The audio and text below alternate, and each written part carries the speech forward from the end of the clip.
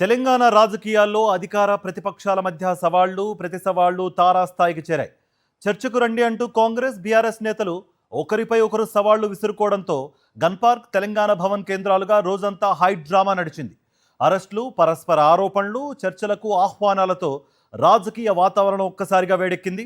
అసలు ఎవరు ఎవరికి ఏ సవాల్ విసిరారు, ఎలాంటి పరిణామాలు చోటు చేసుకున్నాయి? Watch it. తెలంగాణ రాజకీయాల్లో ప్రస్తుతం సవాళ్ల రాజకీయం కొనసాగుతోంది. మాటల యుద్ధంగా మొదలైన వివాదం ఇప్పుడు చేతల దాకా వెళ్ళింది. అధికార కాంగ్రెస్, ప్రతిపక్ష బీఆర్ఎస్ మధ్య రెండు ప్రధాన అంశాలపై సవాళ్లు ప్రతి సవాళ్లు కొనసాగడంతో రాజకీయ వేడి మరింత పెరిగింది. బీఆర్ఎస్ 10 ఏళ్ల పాలనను కాంగ్రెస్ 2.5 ఏళ్ల పాలనతో పోల్చి బహిరంగ చర్చకు రావాలని మాజీ సీఎం కేసీఆర్కు సీఎం రేవంత్ రెడ్డి సవాల్ విసిరారు. ఆ సవాల్ను స్వీకరించిన బీఆర్ఎస్ వర్కింగ్ ప్రెసిడెంట్ కేటీఆర్ ఎక్కడైనా చర్చకు సిద్ధమని ప్రకటించారు. అనంతరం మంత్రి జూపల్లి కృష్ణారావు తెలంగాణ భవన్లోనే చర్చకు సిద్ధమని చెప్పడంతో వివాదం మరింత ముదిరింది. మంత్రి జూపల్లి సవాల్ను స్వీకరించిన కేటీఆర్, హరీష్ రావు ఉదయాన్నే తెలంగాణ భవన్కు చేరుకుని మంత్రి కోసం ఎదురు చూస్తున్నామని ప్రకటించారు. ఇదే సమయంలో గురుకుల పాఠశాలల యూనిఫామ్ కొనుగోళ్లలో అవినీతి జరిగిందన్న ఆరోపణలపై మంత్రులు గన్ పార్కు వెళ్లి బీఆర్ఎస్ కు ప్రతి సవాల్ విసిరారు. దీంతో తాము కూడా గన్ పార్కు వెళతామని ప్రకటించిన హరీష్ రావును పోలీసులు తెలంగాణ భవన్ వద్దే అదుపులోకి తీసుకున్నారు.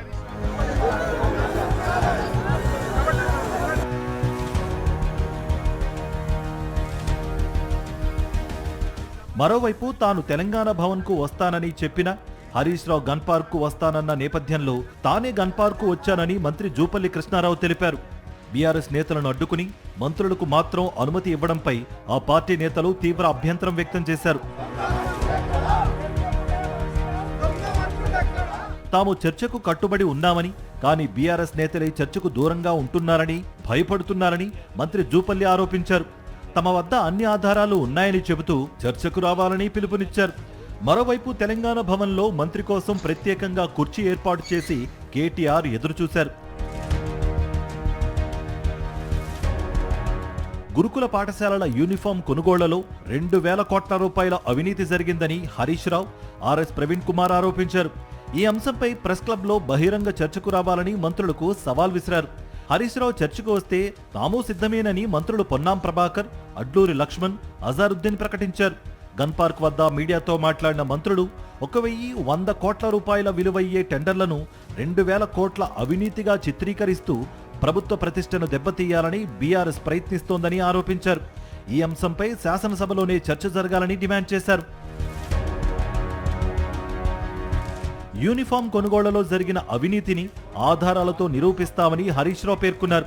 ప్రభుత్వం నిజాలను బయటపెట్టే చర్చకు భయపడుతోందని ఆరోపించారు. గన్ పార్కు వెళ్లి ఆధారాలు వెల్లడిస్తామని ప్రకటించిన ఆయన్ను తెలంగాణ భవన్ వద్ద పోలీసులు అరెస్ట్ చేశారు. ఇలా అధికార ప్రతిపక్ష నేతల మధ్య సవాళ్లు ప్రతి సవాళ్లతో రోజంతా రాజకీయ హై డ్రామా కొనసాగింది. ఓవైపు గన్ పార్క్, మరోవైపు తెలంగాణ భవన్ రాజకీయ కార్యకలాపాలకు కేంద్రాలుగా మారే. చర్చలకు పిలుపులు, అరెస్టులు, పరస్పర ఆరోపణలతో తెలంగాణ రాజకీయాలు వాడిగా వేడిగా ఆసక్తికరంగా మారాయి.